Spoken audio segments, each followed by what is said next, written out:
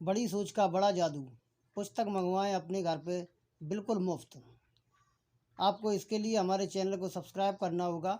आज 27 अप्रैल से लेकर 10 मार्च तक जो भी व्यक्ति चैनल को सब्सक्राइब करेगा उसे लकी ड्रॉ के द्वारा 5 लोगों को बड़ी सोच का बड़ा जादू पुस्तक कुरियर के द्वारा उपलब्ध करा दी जाएगी, इनाम के रूप में दे दी जाएगी। आप जल्दी करें, सब्सक्राइब करें और कमेंट ज़रूर करें, क्योंकि कमेंट आपका होगा तभी हमें पता चल पाएगा कि आप लोग हमारे सब्सक्राइबर हैं। आज से कमेंट करें और उस कमेंट में डेट ज़रूर डालें और जीतें बड़ी सोच का बड़ा जादू। विश्वास जगाएं, डर भगाएं और सफल हो जाएं। जब हम डरे होते हैं तो हमारे यार दोस्त हमें समझाते हैं, यह तुम्हारे मन का वहम है, चिंता मत करो, डरने की कोई बात नहीं। परंतु आप और हम जानते हैं कि डर की इस समस्या की दवा से काम नहीं चलता।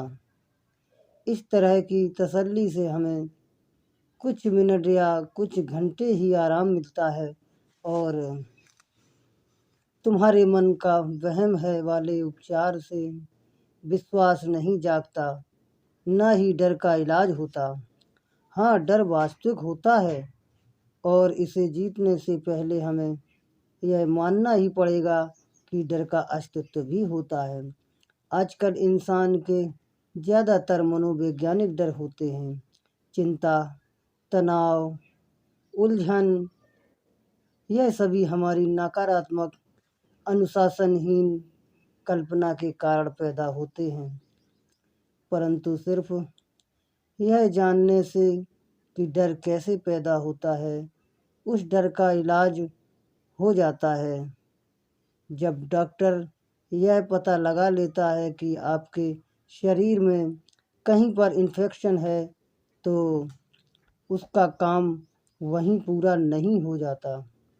इसके बाद वह इन्फेक्शन का इलाज भी करता है।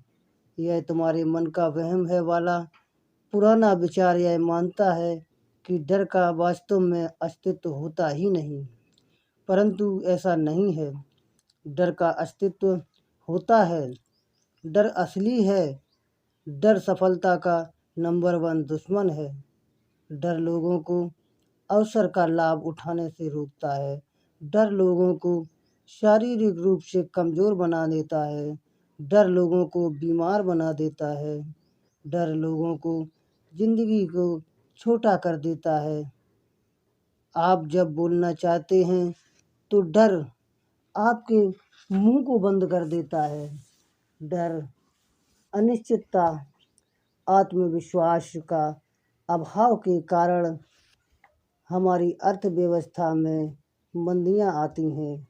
डर के कारण करोड़ों लोग इतना कम हासिल कर पाते हैं और जीवन का इतना कम आनंद ले पाते हैं।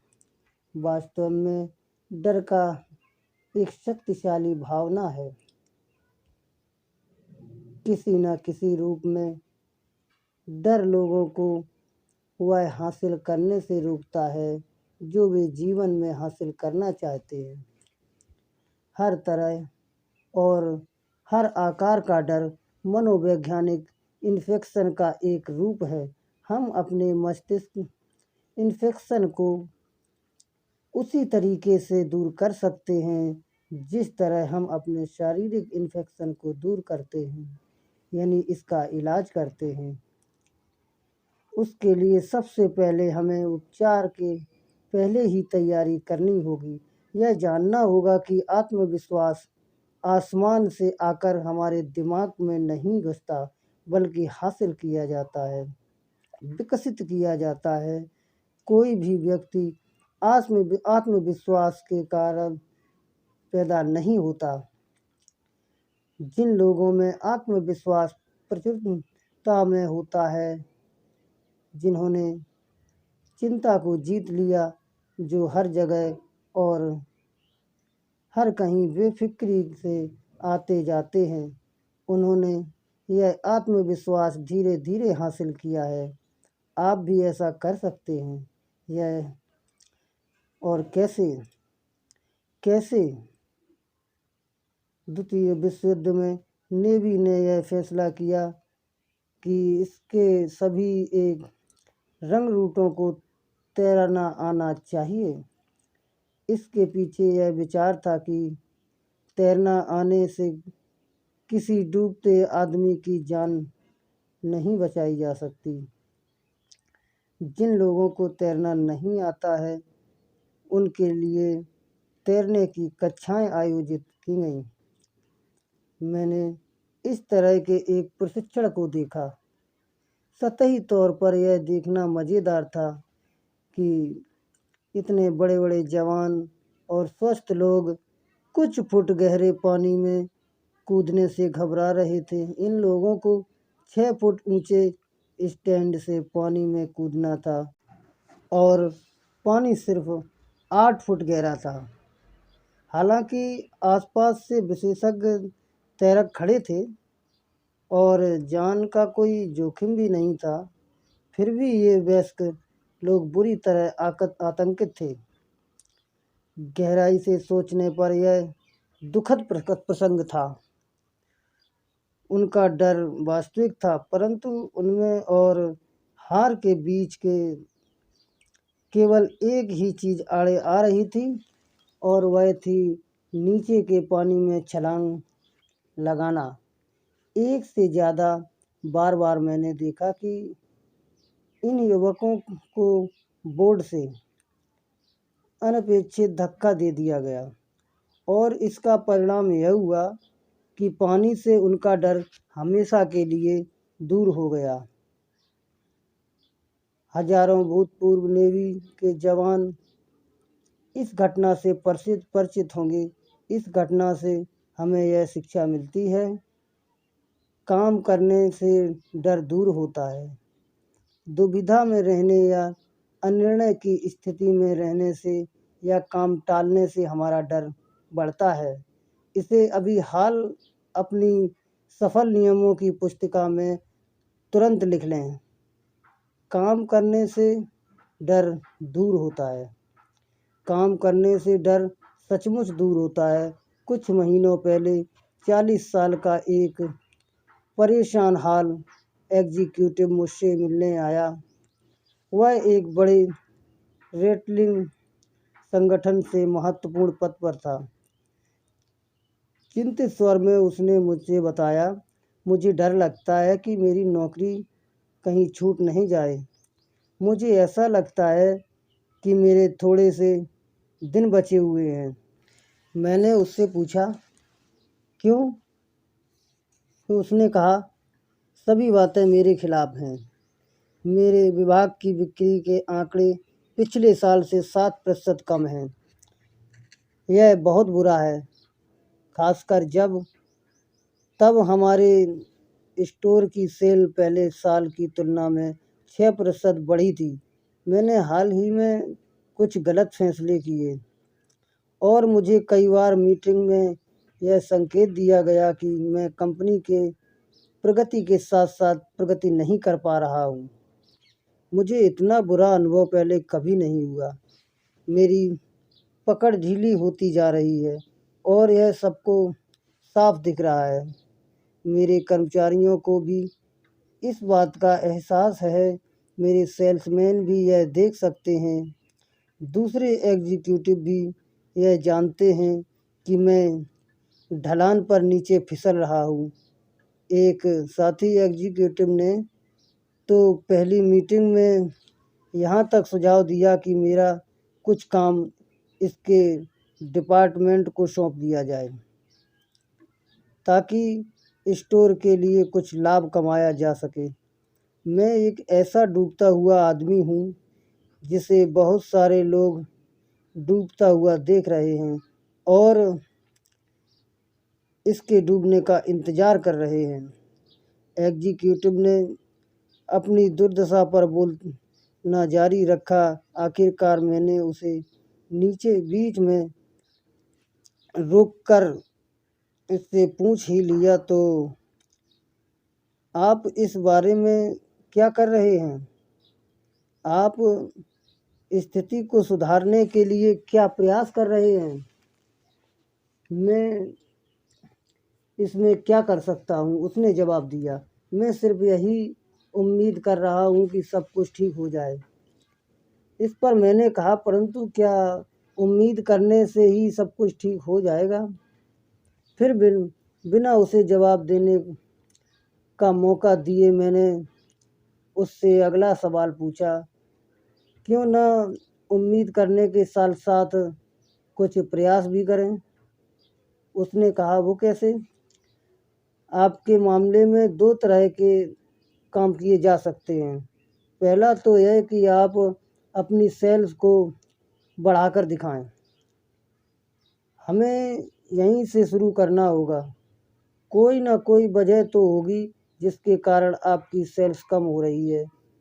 उस वजह का पता लगाएं। हो सकता है कि आपको अपना पुराना माल निकालने के लिए स्पेशल सेल लगानी पड़े ताकि आप ये नया माल खरीद सकें। शायद आपको अपने डिस्प्ले काउंटर्स को अलग तरीके से जानना होगा। शायद आपको अपने सेल्समैनों से ज़्यादा उत्साह भरना होगा। मैं यह तो नहीं बता सकता कि किस तरह आपका सेल्स वैल्यू बढ़ सकता है, परंतु यह किसी न किसी तरह तो बढ़ ही सकता है। और इसके अलावा आप अपने मैनेजर से भी बात करके देख लें। हो सकता है कि वे आपको नौकरी से निकालने वाले हों, परंतु आप अगर उनकी सलाह लेंगे तो वे आपको समस्या को सुलझाने के लिए निश्चित रूप से ज़्यादा सलाह देंगे और अच्छी सलाह देंगे। तो वे आपको समस्या को सुलझाने के लिए निश्चित ही बड़ी अच्छी सलाह देंगे। स्टोर के लिए आपका विकल्प ढूंढना बहुत मुश्किल होगा, बशर्ते कि टॉप मैनेजर को यह लगे कि आप समस्या को सुलझाने का गंभीर प्रयास कर रहे हैं। मैं आगे कहता रहा। इसके बाद आप अपने कर्मचारियों से, अपने अधीनस्थों से बात करें। डूबते हुए आदमी की तरह व्यवहार करना छोड़ दें। अपने आसपास के लोगों को यह एहसास होने दें कि आप में अभी भी जान बाकी है। एक बार फिर इसकी आंखों में हिम्मत लौट आई। फिर उसने पूछा, आपने कहा था कि मैं 2 कदम उठा सकता हूँ। दूसरा कदम क्या है? दूसरा कदम यह है, जिसे आप बीमा योजना कह सकते हैं, कि आप किसी दूसरे स्टोर में अपने लिए ऐसी जगह ढूंढ रखें जहां आपको यहाँ से ज़्यादा तनख्वाह मिल सके। अगर आप सकारात्मक कार्य करेंगे तो मुझे नहीं लगता कि आपको इसकी ज़रूरत पड़ेगी। आपकी कर्मठता से आपके सेल्स आंकड़े निश्चित रूप से सुधर जाएंगे। फिर भी 1-2 विकल्प रहना हमेशा ज़्यादातर अच्छा होता है। याद रखें, रोज़गार आदमी के लिए नौकरी हासिल करना बहुत मुश्किल होता है, जबकि पहले से नौकरी कर रहे आदमी के लिए नौकरी हासिल करना बेरोजगार की तुलना में 10 गुना ज़्यादा आसान होता है। 2 दिन पहले यही एग्जीक्यूटिव मुझसे मिलने आया। आपसे चर्चा के बाद मैं काम पर जुट गया। मैं बहुत से बदलाव किए, परंतु सबसे ज़्यादा बदलाव मैंने अपने सेल्समैनों के रवैये में किया। पहले मैं सप्ताह में 1 बार मीटिंग लिया करता था, अब मैं हर सुबह मीटिंग लेता हूँ। मैंने इन सभी लोगों में उत्साह भर दिया। ऐसा लगता है कि मेरे जोश को देखकर उनमें भी हौसला आ गया है। जब उन्होंने देखा कि मुझ में जान अभी बाकी है, तो उन्होंने भी ज़्यादातर मेहनत करने का फैसला कर लिया। ऐसा लगता है जैसे वे सिर्फ इस बात का इंतज़ार ही कर रहे थे कि मैं आगे बढ़ने में पहल करूं। अब सब कुछ ठीक चल रहा है। पहले हफ्ते मेरी बिक्री पिछले साल की तुलना में ज़्यादा हुई और यह स्टोर की औसत बिक्री से भी काफ़ी अच्छी है। ओह! बहरहाल उसने कहा, मैं आपको एक और अच्छी खबर सुनाना चाहता हूँ। मुझे 2 वैकल्पिक नौकरियों के प्रस्ताव मिले। निश्चित रूप से इससे मैं बहुत खुश हूँ, परंतु मैंने दोनों को अस्वीकार कर दिया क्योंकि यहाँ पर सब कुछ एक बार फिर ठीक-ठाक हो गया था। जब हम कठिन समस्याओं का सामना करते हैं, तो हम तब दलदल में फंसे रहते हैं जब तक कि हम कर्म नहीं करते। आशा से शुरुआत होती है, परंतु जीतने के लिए आशा के साथ-साथ कर्म भी ज़रूर करना पड़ता है। कर्म के सिद्धांत पर अमल करें। अगली बार जब भी आपको डर लगे, चाहे डर छोटा हो या बड़ा, अपने आप को संभालें। फिर इस सवाल का जवाब ढूंढें कि किस तरह से काम में अपने डर को जीता जा सकता है। अपने डर का कारण खोज लें, फिर कदम उठाएं। डर और इसके उपचार के कारण हम आपको बता देंगे। डर का एक प्रकार है रंग रूप के कारण झिझकना। इसका इलाज है अपना हुलिया सुधारें।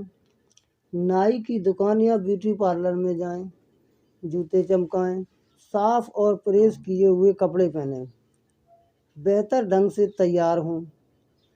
अच्छा दिखने के लिए हमेशा नए कपड़ों की ज़रूरत नहीं होती है। किसी महत्वपूर्ण ग्राहक को खो देने का खतरा,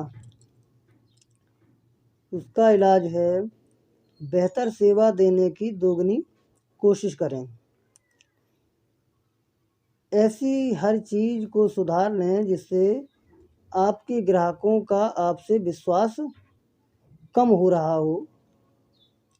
परीक्षा में फेल हो जाने का डर, इसका इलाज है चिंता में समय गंवाने के बजाय इस समय को पढ़ने में लगाएं। आपके नियंत्रण के पूरी तरह बाहर की चीज़ों का डर, आपका ध्यान किसी दूसरी तरफ ले जाएं। अपने बगीचे में जाकर खरपतवार साफ करें, जैसे अपने बच्चों के साथ खेलें और फिल्म देखने जाएं आदि। 5 है किसी ऐसी चीज़ से शारीरिक क्षति का डर जिसे आप नियंत्रित न कर सकते हो, जैसे बिजली गिरना, तूफान आना या हवाई जहाज़ की दुर्घटना का डर। अब इसका इलाज तो यही है, अपना ध्यान दूसरों के डर को कम करने में, इसकी मदद करने में लगाएं और प्रार्थना करें। यह डर कि दूसरे लोग क्या सोचेंगे और क्या कहेंगे, यह सबसे बड़ा डर है। यह सुनिश्चित कर लें कि आप जो करना चाहते हैं वह सही है, फिर उस काम को कर दें। किसी भी व्यक्ति ने बिना आलोचना के कोई महत्वपूर्ण काम कभी नहीं पूरा कर पाया। 7वां है निवेश करने या घर खरीदने से पहले का डर। अब इसका तो इलाज है सभी पहलुओं पर विचार कर लें, फिर फैसला लें। एक बार फैसला करने के बाद आप उसी के हिसाब से काम करें। अपनी बुद्धि और अपने निर्णय में विश्वास ज़रूरी है आपके लिए। ये लोगों का डर, एक चीज़ों को सही नज़रिए से देखें। याद रखें सामने वाला व्यक्ति भी आप ही की तरह इंसान है। कोई और नहीं है। डर का इलाज करने और विश्वास हासिल करने के लिए 2 कदम उठाएं। डर का असली कारण पता करें। यह तय कर लें कि आप वास्तव में किस चीज़ से डर रहे हैं, फिर कर्म करें। नंबर 2, फिर कर्म करें। हर तरह का डर किसी न किसी तरह से काम से दूर हो सकता है। अगर आपको डर लग रहा है तो उस काम को ज़रूर करें, और जैसे ही आप काम करने लगेंगे आपका डर धीरे धीरे हमेशा के लिए समाप्त हो जाएगा। और याद रखें, झिझकने से आपका डर बढ़ता है, काम करने से नहीं बढ़ता डर। काम करने से आत्मविश्वास बढ़ता है। इसलिए देर ना करें, बल्कि तत्काल काम में जुट जाएं। तुरंत फैसला लें। आत्मविश्वास के अभाव का कारण होता है खराब याददाश्त। आपका दिमाग किसी बैंक की तरह होता है। हर दिन आप अपने दिमाग के बैंक में विचारों को जमा करते जाएं। विचारों का यह संग्रह करते जाएं अपने दिमाग में, और आपकी याददाश्त बन जाता है ये। जब भी आप सोचने बैठें कि आपके सामने कोई समस्या आती है, तो दरअसल आप अपनी यादों के बैंक से पूछते हैं, इस बारे में मैं क्या जानता हूँ। आपकी यादों का बैंक पहले से जमा किए हुए विचारों के संग्रह में से आपको मनचाही जानकारी देता है। आपकी यादें ही यह मूलभूत सप्लायर हैं जो आपको नए विचार के लिए कच्चा माल तैयार करती है। आपकी यादों के बैंक का ट्रेलर बहुत ही भरोसेमंद है। वह आपको कभी धोखा नहीं देता। जब आप उसके पास जाकर कहते हैं, मिस्टर टेलर, मुझे कुछ विचार निकाल कर दें, जिससे यह सिद्ध हो जाए कि मैं आप बाकी लोगों जितना योग्य नहीं हूँ। हमें अपने दिमाग में हर प्रकार के विचारों को भरना होगा। ये जो हमारा दिमाग है, इसका कनेक्शन सीधा हमारी सोच से होता है। हम जैसा सोचते हैं, ये हमारा दिमाग वैसे ही उत्तर हमें निकाल के तुरंत दे देता है। और हमारा दिमाग ये हमारा नौकर है, हमारा कर्मचारी है। ये हमारे आदेश का तत्काल पालन करता है। हम जैसा चाहते हैं ये हमें वो ही निकाल के दे देता है, वही हमारे सामने रख देता है, और हम उसे सही मान लेते हैं। इसी तरह से अभी आपने सुना था कि 8 फुट गहराई के पानी में 6 फुट ऊंचाई से हष्ट पुष्ट और तंदुरुस्त व्यक्ति कूदने से कितने डर रहे थे, मगर जैसे ही पीछे से किसी ने धक्का दिया और वो तैरते हुए निकल गए। कुछ लोगों को धक्का दिया तो उनका डर अपने आप से हमेशा के लिए ख़त्म हो गया। यही है कि हमें अपने काम के लिए अपने अंदर आत्मविश्वास को जगाना होगा कि हाँ, मैं ये काम कर सकता हूँ। और जब हम अपने आप को ये विश्वास दिला देते हैं और हम काम में लग जाते हैं, तो वो काम हो सकता है कि थोड़ी बहुत परेशानियां आएं, मगर उस काम को करने के लिए हमारे पास उसे सुलझाने के लिए जो समस्याएं होती हैं, उन्हें सुलझाने के लिए हमारा दिमाग तत्काल ऐसे ऐसे उपचार हमें दे देता है, ऐसे ऐसे विचारों के टैबलेट हमें दे देता है कि वो समस्याएं हमारी ज़्यादा देर तक नहीं रहती और हम आगे बढ़ते ही जाते हैं। इसलिए कहा गया है, इसलिए मैं कहता हूँ कि आपके अंदर जैसे विचार हैं, आपने जैसा सोच रखा है, आप वैसा ही काम करेंगे और आपका दिमाग आपको वैसे ही उत्तर देगा आपके लिए। आपने सोच लिया है कि फलाना काम मैं करने जा रहा हूँ, इसमें कितनी कठिनाइयाँ होंगी, क्या मैं इसमें सफल हो पाऊँगा, तो आपके अंदर जैसे ही विचार आया, ये कनेक्शन सीधा आपके दिमाग तक होता है। यहाँ की सीधा करंट आपके दिमाग में जैसे ही पहुँचा, विचारों का करंट जैसे ही दिमाग में पहुँचा, वहाँ से सीधा तत्काल वैसे ही जवाब आ जाते हैं। क्या मैं इस काम में सफल नहीं होऊंगा, तो हमारा दिमाग सीधा असफलता भरे विचार देगा कि हाँ, आप इसलिए सफल नहीं हो पाओगे, आप ऐसा काम मत करो, इससे पहले कई लोगों ने किया है, वो सफल नहीं हो पाए, इसमें बहुत सारा नुकसान हो जाएगा। ऐसे आपके अंदर तुरंत विचार आएंगे और आप उन्हें सही मान लेंगे।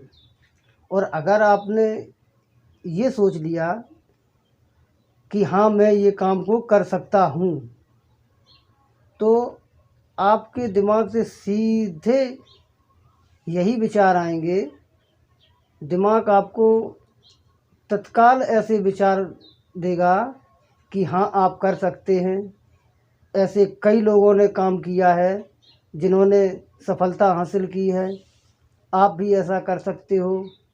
आप ऐसा करोगे तो ऐसा होगा, बहुत अच्छा होगा, फिर इसके बाद ये अच्छा होगा, फिर ये अच्छा होगा। आप करते जाएंगे, आप डरो मत। तो आप फिर अपना काम बिना डरे, बिना झिझके, आत्मविश्वास के साथ करते जाएंगे और सफल होते ही जाएंगे। ये एक हमारे विचारों की, हमारी सोच की एक उपज होती है। इसमें किसी दूसरे का कोई हाथ नहीं होता। आज हम जिस स्थिति पे हैं, वो किसी और के कारण नहीं, वो हम सिर्फ अपने ही कारण हैं।